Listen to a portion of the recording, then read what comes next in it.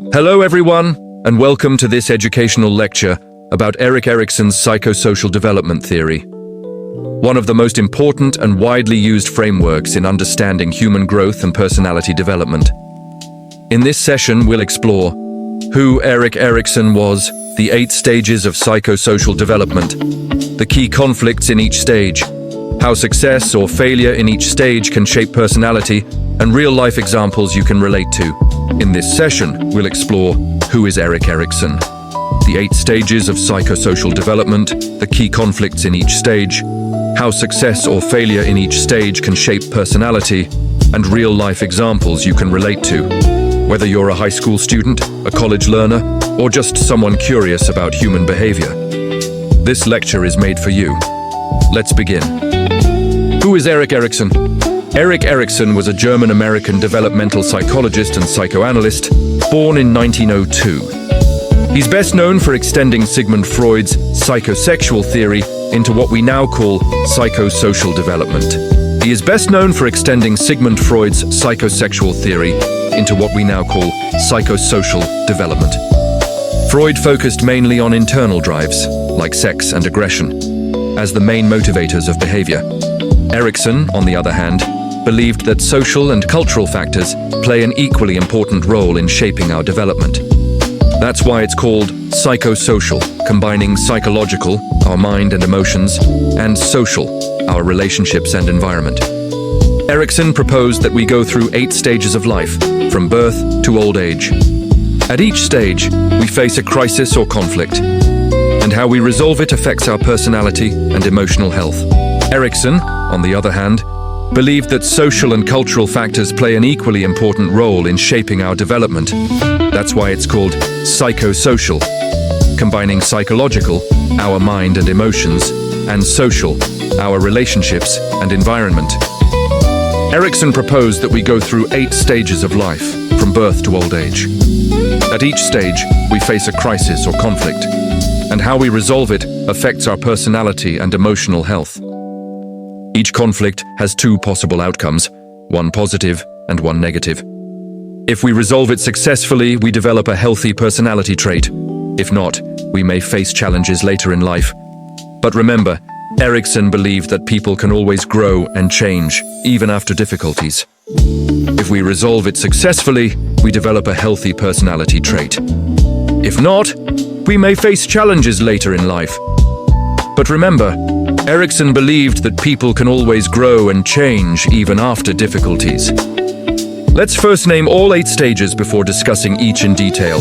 Trust versus mistrust, infancy, 0-1 year. Autonomy versus shame and doubt, toddlerhood, 1 to 3 years. Initiative versus guilt, preschool, 3 to 6 years. Industry versus inferiority, school age, 6 to 12 years. Identity versus role confusion, adolescence, 12 to the 18 years. Intimacy versus isolation, young adulthood, 18 to 40 years.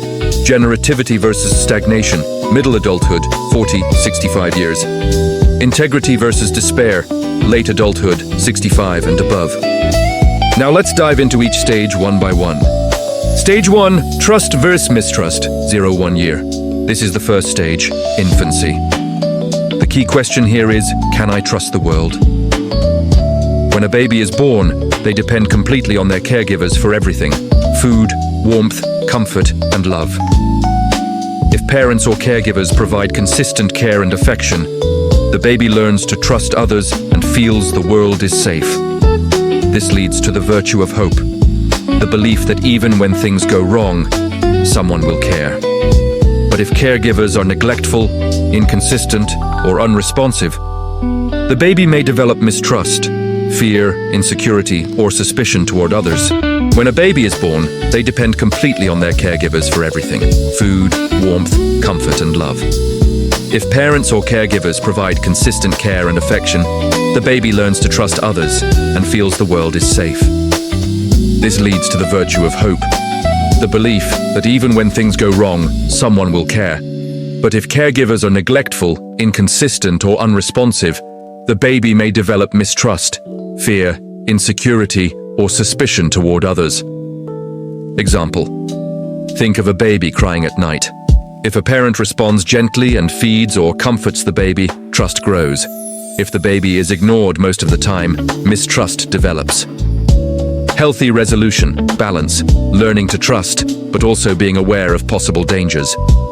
If the baby is ignored most of the time, mistrust develops. Healthy resolution, balance, learning to trust, but also being aware of possible dangers.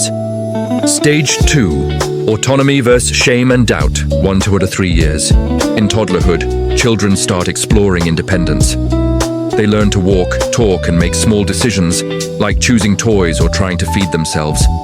The key question is, can I do things myself? If caregivers encourage independence and allow the child to make small choices, the child develops autonomy, a sense of control and confidence. If parents are overly controlling, critical, or do everything for the child may feel shame and doubt about their abilities. The key question is, can I do things myself? If caregivers encourage independence and allow the child to make small choices, the child develops autonomy, a sense of control and confidence. If parents are overly controlling, critical, or do everything for the child may feel shame and doubt about their abilities.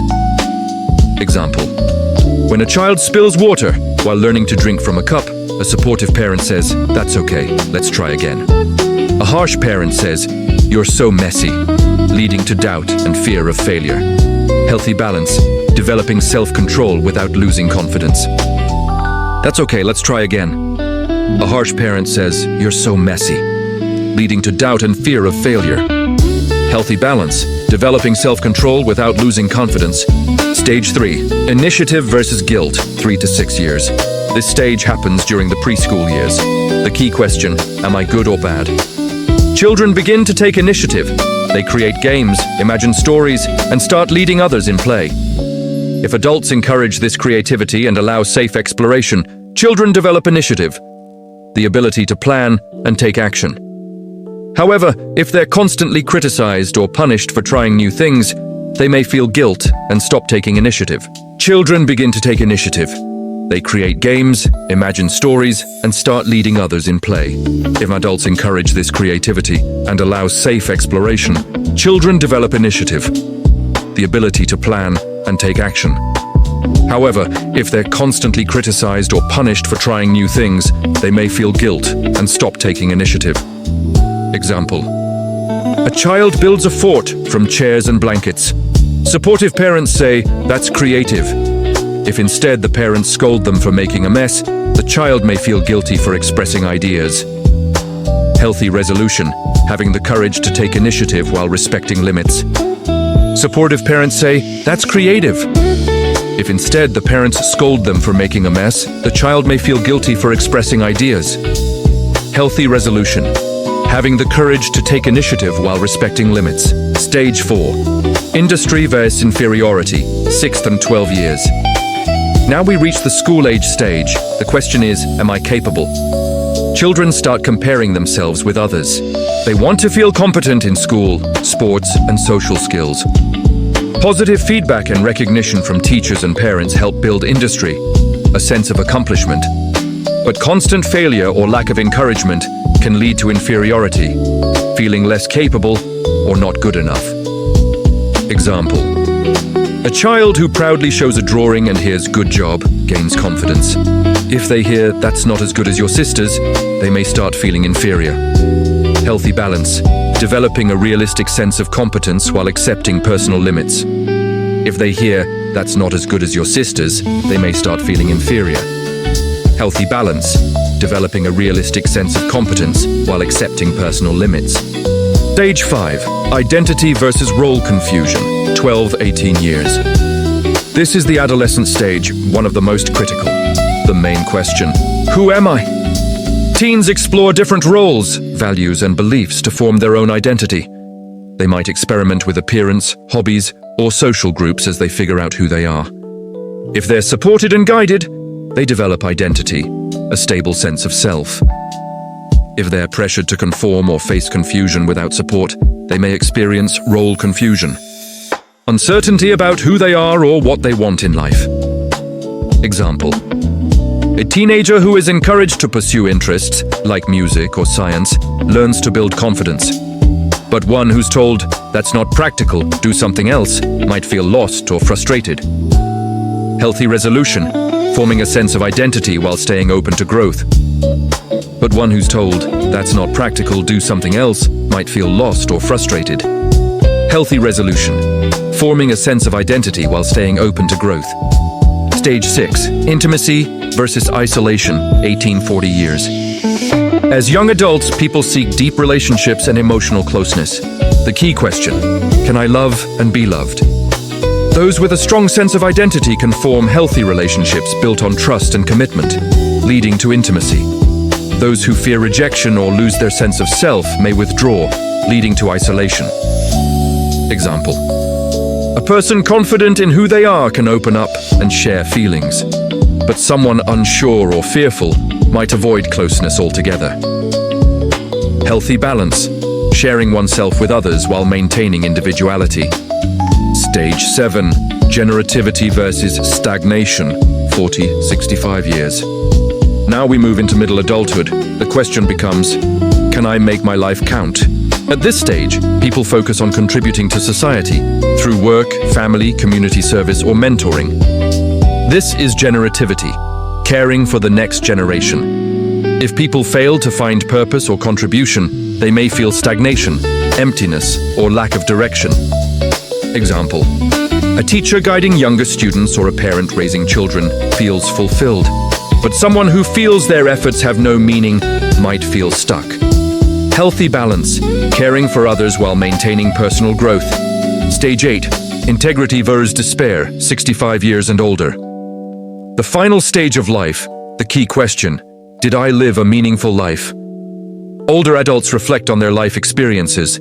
If they feel satisfied and proud, they develop integrity, acceptance of one's life, and the wisdom to face the end peacefully. If they regret missed opportunities or feel life had no meaning, they may fall into despair, fear of death, or bitterness. Example: an elderly person saying, "I made mistakes, but I did my best," shows integrity. Someone saying, "I wasted my life," may feel despair.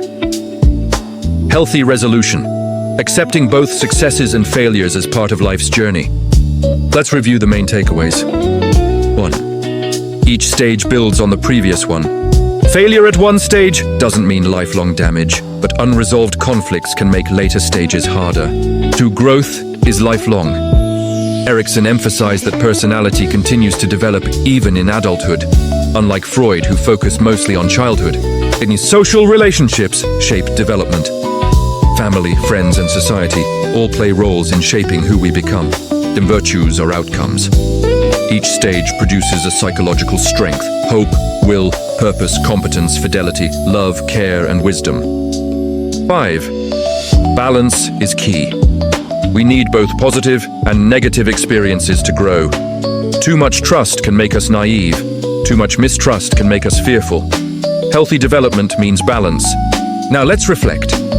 Ask yourself, which stage do you think you're currently in? How have your past experiences shaped your confidence, relationships, or sense of identity? Are there unresolved conflicts that still affect your behavior today? Erikson's theory reminds us that it's never too late to grow. We can revisit earlier stages, heal from old wounds, and move forward with understanding and compassion. To sum it up, Erik Erikson's psychosocial development theory offers a lifelong roadmap of human growth, from infancy to old age. Each stage brings a unique challenge, but also an opportunity to build emotional strength and wisdom.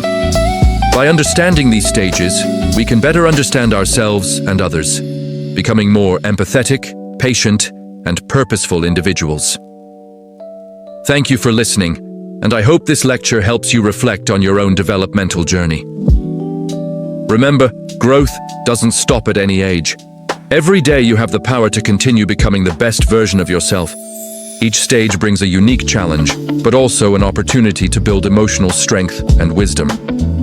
By understanding these stages, we can better understand ourselves and others, becoming more empathetic, patient, and purposeful individuals. Thank you for listening, and I hope this lecture helps you reflect on your own developmental journey. Remember, growth doesn't stop at any age. Every day you have the power to continue becoming the best version of yourself.